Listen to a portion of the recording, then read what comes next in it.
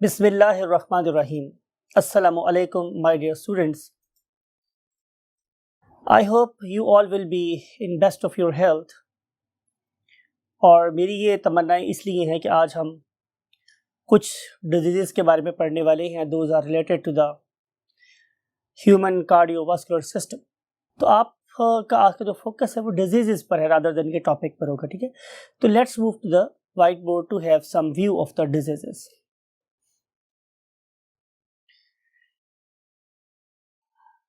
Yes my dear doctors, हम discuss कर रहे हैं चैप्टर नंबर 14 का लेक्चर नंबर 25. और जैसे मैंने डिस्कस किया आप लोगों से पहले कि it is regarding the few abnormalities of the human CVS और कार्डियोवैस्कुलर सिस्टम. आप लोगों को याद होगा कि हमने 2-3 लेक्चर्स पहले हार्ट की इम्पल्स की बात की थी और उसके अंदर हम लोगों ने जिक्र किया था कि मेरे हार्ट के राइट एट्रियम में क्या प्रेजेंट था, एक एसे नोड, और फिर उसी एट्रियम की बेस में एक और प्रेजेंट थी that was lying at junction of atrium and ventricle, और हमने उसे नाम दिया था एवी नोड का. और फिर आपको ये वाली बात भी याद है कि इस पर्टिकुलर एसे नोड और एवी नोड के दरमियान में क्या थी, कमिश्नल नर्व्स थी जो इनको आपस में जोड़ रही. फिर यहाँ से बंडल ऑफ फिस्क के थ्रू परकिने फाइबर मैसेज को, कौन से मैसेज को, एम्पलीफाइड मैसेज को लेकर गए थे वेंट्रिकल्स के पास, जिससे वेंट्रिकल्स कॉन्ट्रैक्ट हुए थे. लेकिन माय डियर स्टूडेंट, समटाइम ऐसा भी होता है कि हमारी एसे नोड या एवी नोड को कुछ एबनॉर्मल कंडीशंस का सामना करना पड़ सकता है. फॉर एग्जांपल कि मुमकिन है इस पर्टिकुलर नोड्स में से किसी एक नोड की ब्लड सप्लाई में प्रॉब्लम हो जाए, बिकॉज ये लिविंग टिश्यू है, इन्हें भी क्या चाहिए है, ऑक्सीजन चाहिए है. अगर किसी तरीके से इसकी ब्लड सप्लाई में एबनॉर्मलिटी आ जाएगी तो जाहिर है ये वाले सेल्स बिगिन टू डाई. और जो इनका चीफ फंक्शन है वो क्या, कि वो एक कार्डियक साइकिल को ट्रिगर करें, उसे स्टार्ट करें, उसके रिदम को मेंटेन रखें, वो खराब हो जाएगा. इसके अलावा और क्या वजह हो सकती है कि ज़ाहिर है ये क्या है कि न्यूरोमायोजेनिक टिश्यू है. इस न्यूरोमायोजेनिक टिश्यू को नॉर्मल फंक्शन में ऑपरेट करने के लिए कुछ पंप्स की जरूरत है, something like sodium pump, potassium pumps, calcium channels etcetera etcetera. अगर कोई बिल्ट इन इननेट प्रॉब्लम आ गई है इसकी मेम्ब्रेन सिस्टम के साथ, तो भी ये वाले क्या है, बैटरीज खराब हो सकती हैं, इनका रिदम डिस्टर्ब हो सकता है. राइट. तो अब इस मौके पर, इस इवेंट पे मुझे जिसकी ज़रूरत है वो क्या है, एक ऐसी बैटरी कि जो नॉट ओनली मेरे हार्ट को चलाए रखे बल्कि मेरे हार्ट का रिदम भी बनाए रखे, उसकी पेस भी बनाए रखे. उस स्पेशलाइज्ड बैटरी को हम नाम देते हैं आर्टिफिशियल पेसमेकर. राइट. कब जरूरत पड़ेगी, डेफिनेटली कि जब आप लोगों का हार्ट अपना कार्डियक ट्रिगर नहीं कर पा रहा या उसके रिदम मेंटेन नहीं कर पा रहा. So what is the definition of the artificial pacemaker? It is a battery. It is a battery operated device. It is a battery operated device used to maintain rhythm of the heart and capable of starting a cardiac cycle. आपको याद है ना cardiac cycle क्या था, कि जिसमें दो atrium को कुछ वक्फे के बाद मजबूर करना चाहिए कि वो दो वेंट्रिकल्स को भी कॉन्ट्रैक्ट करवा दे. तो ये जो चारों इवेंट्स हैं उनको कलेक्टिवली क्या बोलते हैं, कार्डियक साइकिल. तो इससे कार्डियक साइकिल को भी शुरू करवाना है और उसका रिदम भी मेंटेन करना है, उसे हम क्या बोलते हैं, आर्टिफिशियल पेसमेकर.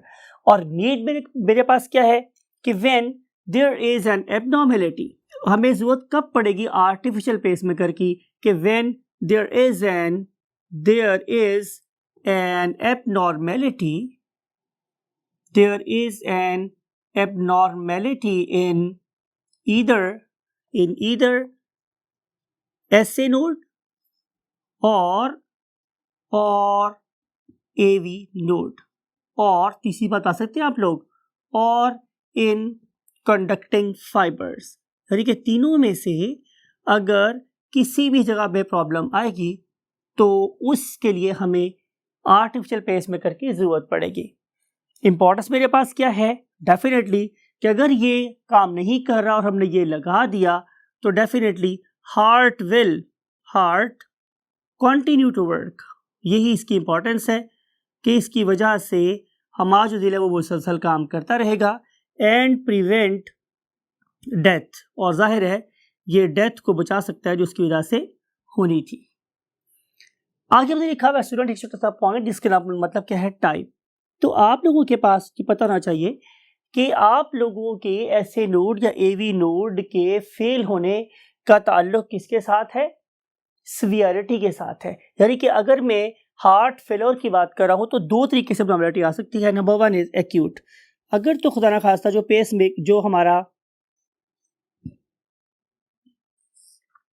जो हमारा क्या ऐसे नोड या एवी नोड है वो उसकी एब्रप्ट स्पॉन्टेनियस फेलियर हो जाए तो फिर तो हम उसका कोई इलाज नहीं कर सकते। लेकिन अगर ये फेलियर राइट कि जिसके अंदर मेरे हार्ट का रिदम, मेरे हार्ट का करंट आहिस्ता आहिस्ता डिस्टर्ब हो रहा है या गायब हो रहा है, तो फिर मैं उसे क्या बोलता हूँ कि उस वाले केस में डिजीज़ कहलाएगी क्रॉनिक। और अगर ये डिजीज़ कैसी है क्रॉनिक, तो फिर नो प्रॉब्लम एट ऑल। तो क्रॉनिक वाले केस के अंदर हम डेफिनेटली इसको क्योर कर सकते हैं। अब अगली बात है कि अगर मेरे पास ये क्रॉनिक डिसऑर्डर है तो फिर मुझे ये देखना है कि ये disorder due to SA node है या एवी नोड है। अगर ये प्रॉब्लम एसए नोड की वजह से हुई तो मैं अपने पेस मेकर के इलेक्ट्रोड एट्रियम पे लगाऊंगा, राइट, एट्रिया पे लगाऊंगा। और अगर ये प्रॉब्लम हुई किसकी वजह से स्टूडेंट्स? एवी नोड की वजह से प्रॉब्लम हुई, तो फिर मैं इलेक्ट्रोड्स कहाँ लगाऊंगा? वेरी राइट, वेंट्रिकल्स पे, राइट। तो इस तरीके से लगाने के बाद फिर there is a special method to trigger this particular pacemaker. Once we trigger that particular pacemaker तो फिर ज़ाहिर ऑर्गेनिज्म की लाइफ कंटिन्यू हो सकती है। लेकिन शर्त यही है कि ये ज़िंदगी हमसे वफा करे। तो अगर ये केस बहुत एक्यूट हुआ तो फिर सारे रिसोर्सेज सामने पड़ने के बावजूद भी हम लोग उसका इलाज नहीं कर सकते। So let's move to the next you can say discussion, and that is about the blue babies. Look at this image my dear students. इस इमेज में आपको नजर आ रहा है कि there are two atria followed by the two valves and followed by the two ventricles, right? अब होता क्या है कि जब हम अपनी ग्रेट मदर की वॉर्म में होते हैं तो हमारे एट्रिया आपस में कनेक्टेड होते हैं। उस वक्त हमारे ब्लड का फ्लो इस वक्त के ब्लड फ्लो से एंटायरली डिफरेंट होता है, राइट। उस वक्त जो हमारी आर्टरीज का बिहेवियर है वो भी डिफरेंट होता है, राइट। उस टाइम पे जो ब्लड है वो दो एट्रिया का आपस में मिक्स हो जाता है। लुक एट दिस कि इस पर्टिकुलर होल की वजह से, जिसे हम नाम देते हैं इंटर एट्रियल फोरामेन। इंटर का मतलब होता है कि दरमियान, और एट्रिया का मतलब, एट्रियल का मतलब है एट्रिया के। तो ये राइट और लेफ्ट एट्रियम के दरमियान में एक सुराख होता है। It is quite normal. हर बच्चे भी दुनिया में जो तशरीफ ला रहा होता है उसकी डेवलपमेंटल स्टेज में, उसकी फीटल स्टेज में ये वाला सुराख वहां पे होता है। It is a demand of the time, right. लेकिन होता ये है हमारे स्टूडेंट्स के सम टाइम ऐसा होता है, सम टाइम कि जब हम इस दुनिया में तशरीफ लाते हैं, मीन्स हमारी डिलीवरी होती है, तो 99.99% इस पर्टिकुलर फोरामेन के ऊपर एक फ्लैप प्रेजेंट होता है जो हीमोडायनामिक प्रेशर्स की वजह से बंद होता है और फिर दोबारा कभी नहीं खुलता, राइट। और ये फ्लैप हमेशा लेफ्ट एट्रियम में डेवलप होता है और लेफ्ट एट्रियम का प्रेशर हमेशा राइट एट्रियम से ज्यादा होता है, तो ये फ्लैप कभी नहीं खुलता। लेकिन समटाइम ऐसा भी होता है कि ये वाला फ्लैप बनता ही नहीं है, जिसकी वजह से इंटर एट्रियल फोरामेन बंद नहीं हो पाता। It will result in yes this thing कि हमारे एट्रियल लेवल पर ही दो किस्म के ब्लड आपस में मिक्स होना शुरू हो जाते हैं। तो जाहिर है when these atria will contract they will force mixed blood not only in right ventricle but also in the left ventricle। तो जब ये वाला मिक्स ब्लड इस लेफ्ट वेंट्रिकल से मेरी पूरी बॉडी में डिस्ट्रीब्यूट होगा तो जाहिर है मेरी स्किन का कलर कभी ग्लोइंग रेड नहीं हो सकता, बल्कि इसमें कॉन्सेंट्रेशन ऑफ O2 कम होने की वजह से ये वाला बेबी कैसा पेयर होता है? ब्लू। और इसको हम क्या बोलते हैं? ब्लू बेबीज, इसके अलावा एक केस और भी हो सकता है कि during the course of evolution, आपको याद है ना कि हमारे हार्ट के वैसे स्टार्ट में 5 चेंबर्स थे, अगर आपको याद हो, साइनस वेनोसस था, फिर मेरे पास 2 एट्रिया थे, फिर वेंट्रिकल था, फिर ट्रंकस आर्टरियोसिस था या बल्बस आर्टरियोसिस था। तो जो हमारी ट्रंकस आर्टरियोसिस है, लुक एट दिस, ये during the course of evolution पूरी तरीके से कॉन्स्ट्रिक्ट होकर बंद नहीं होती और ये भी वो जगह छोड़ देती है कि जहां से 2 तरह का ब्लड आपस में मिक्स हो सकता है। So these are the 2 abnormalities that can lead to the disorder that is called as a blue babies. तो इनके बारे में कुछ बातें हम बोर्ड पे लिखते हैं। So what is the definition blue baby क्या है कि a baby having mixed blood at the level of atria or truncus arteriosus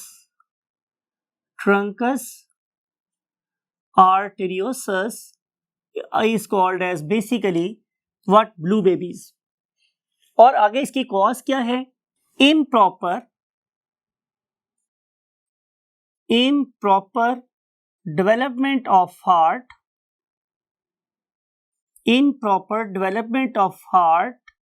leaving what?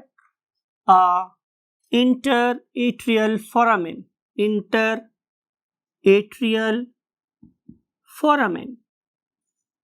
ठीक है, और failure of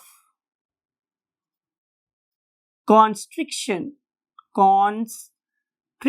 of ductus arteriosus,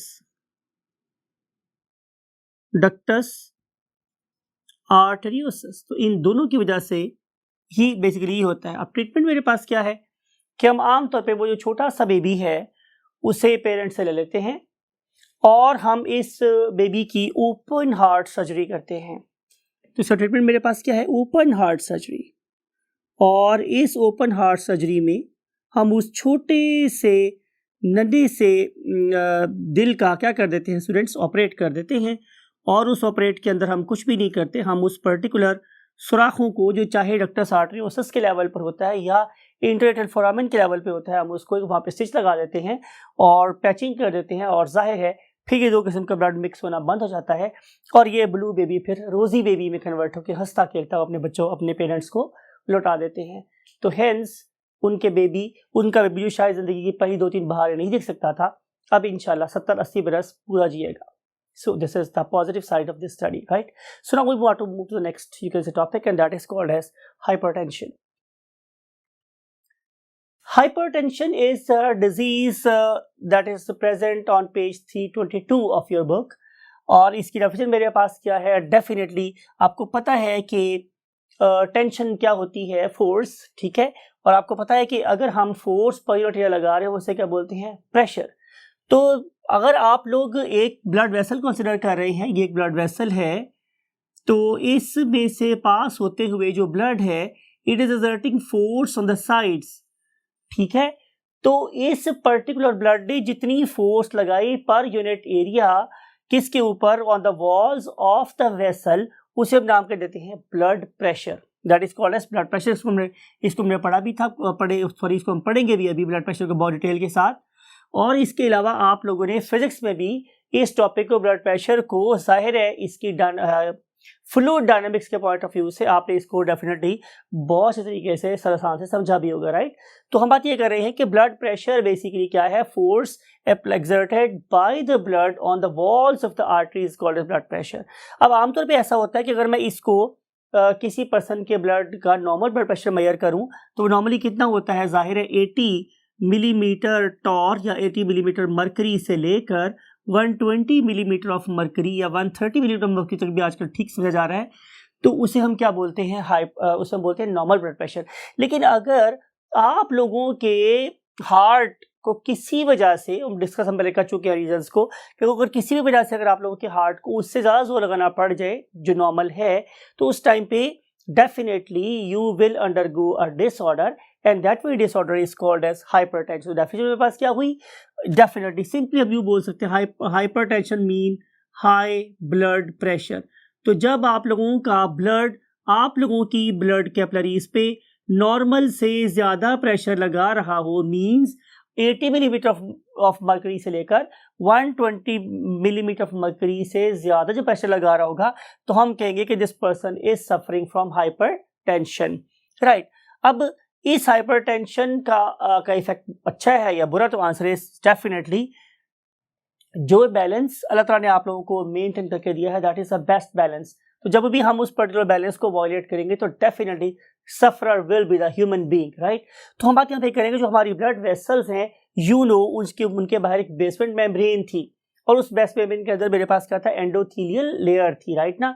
ये एंडोथेलियल लेयर मेरी बॉडी में हर जगह है, जहाँ जहाँ ब्लड वेसल है, जहाँ जहाँ मेरी आर्टरी है, जहाँ जहाँ मेरी इंटेस्टाइन है, राइट, जहाँ जहाँ मेरी यूरिनरी ब्लैडर है उसकी लाइनिंग है, राइट। तो जहाँ जहाँ भी मेरा ट्रेकिया है उसकी लाइनिंग है, राइट। तो जहाँ जहाँ भी लाइनिंग है उसके पास पास जाहिर है क्या होगा कि मेरे endothelial cell will begin to damage. लेकिन जो एक्सटेंट है, जो हद है, वो सबसे ज्यादा किसको फेस करनी पड़ेगी, उन सेल्स की कि जो in the line of fire हैं। तो लाइन ऑफ फायर मेरे पास कौन सा सेल है, जाहिर है आर्टरीज के सेल्स हैं। तो डेफिनेटली कॉन्सिक्वेंटली वो वाले सेल जो सबसे ज्यादा डैमेज होंगे, they will be the cells of arteries. तो आर्टरीज के सेल्स, पर्टिकुलरली आर्टरीज के सेल्स, आर्टरीज उनके जो सेल्स हैं, in arteries cells of endothelium, सबसे अंदर वाली लेयर की मैं बात कर रहा हूं, दे बिगिन टू डाई, वो मरना शुरू हो जाते हैं। लेकिन इसका इफेक्ट मेरे हार्ट के मसल्स के ऊपर भी होता है। क्यों? इसलिए कि now your heart is exerting more than normal force. जब आपको ये बात पता है कि अगर आपके सबसे स्ट्रॉन्ग मसल आपके स्केलेटल मसल्स हैं, अगर मैं आपसे ये कहूं कि ये 3 मार्कर हैं और आप इसको ऐसे पकड़ के रखो, तो शायद आपको कोई प्रॉब्लम नहीं होगी। लेकिन जब मैं आपसे ये कहूं कि आप इसे जोर से दबाओ, जोर से ज्यादा फोर्स इसके ऊपर लगाओ, तो डेफिनेटली क्या होगा my dear students, time will come when your strongest muscles of the body, जिसे हम क्या बोलते हैं skeletal muscles, they begin to tire, right. लेकिन आपको मुसलसल काम करना है, तो क्या होगा, आपकी हार्ट मसल का वियर टियर का रेट बहुत बढ़ जाएगा। So there is a continuous damage, therefore I'm writing it in red, so damage to the heart muscles। तो ये जो चीज है ये बड़ी अलार्मिंग है, ठीक है, और इसकी वजह से मेरे हार्ट मसल्स की डेथ भी स्टार्ट हो सकती है। इसका इफेक्ट सारा मेरे हार्ट के ऊपर भी होगा और मेरा हार्ट ओवरवर्क कर करके थक जाएगा, ठीक है, एग्जॉस्ट हो जाएगा, और एग्जॉस्ट होने के बाद इसकी ability to pump the blood it will reduce gradually, ठीक है, एबिलिटी टू पंप ब्लड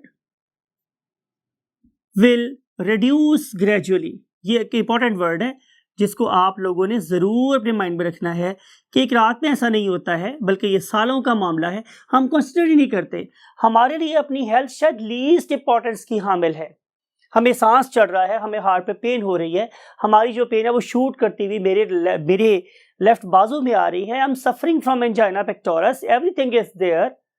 मैं लोगों को देख के बता रहा होता हूँ कि आप लोगों की ब्लड कैपिलरीज, आपकी आईज की बहुत ज्यादा रेड हो रही है, check your blood pressure, but ji मुझे कोई प्रॉब्लम हुई नहीं, no problem at all. But ऐसा नहीं है, प्रॉब्लम कभी भी किसी को भी स्टार्ट हो सकती है। If some experienced person is sharing his experiences with you, you must try to respond it।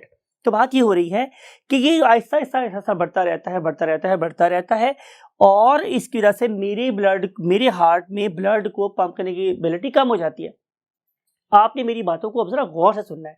देखें, अगर आपको आपके ब्लड में फर्ज कर लेते हैं, हम सिर्फ ये आर्बिट्रेरी रीडिंग है, फर्ज कर लेते हैं कि 100 ml ब्लड आप लोगों के हार्ट में आया, और अगर आपका हार्ट बिल्कुल सही काम कर रहा है तो 100 ml ब्लड ही उसमें से बाहर निकाल देगा, 100 ml और आ जाएगा, 100 ml और पंप हो जाएगा। लेकिन अगर आप लोगों के ब्लड में डिस्टेंशन ज्यादा हो गई due damage of the heart muscles, now more blood will arrive. पहली बात तो ये 100 ml आना चाहिए था, मुझसे ज्यादा आना शुरू हो जाएगा, because your heart is showing over distension.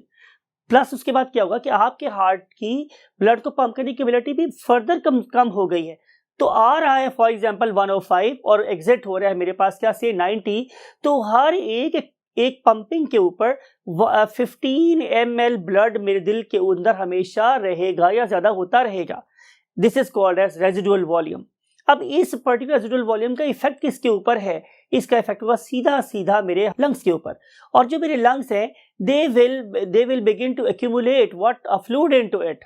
ठीक है, जैसे हम बोलते हैं कि इस पर्सन को पल्मोनरी एडिमा हो गया। एडिमा हमने पढ़ा हुआ है पहले लास्ट चैप्टर में, आपको याद है। और इस पल्मोनरी एडिमा का जो इफेक्ट है वो ये है कि मेरे लंग्स में गैस एक्सचेंज करने की ability डे बाई डे कम होती चली जा रही है।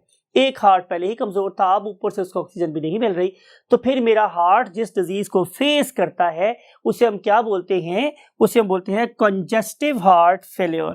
ठीक है, उसे हम क्या बोलते हैं स्टूडेंट्स? Congestive heart failure. और इस पर्टिकुलर चीज को ओवरकम करने का एक ही मेथड है कि हम अपनी फूड को और अपनी स्टाइल को, हैबिट को, इन दोनों को चेंज करें।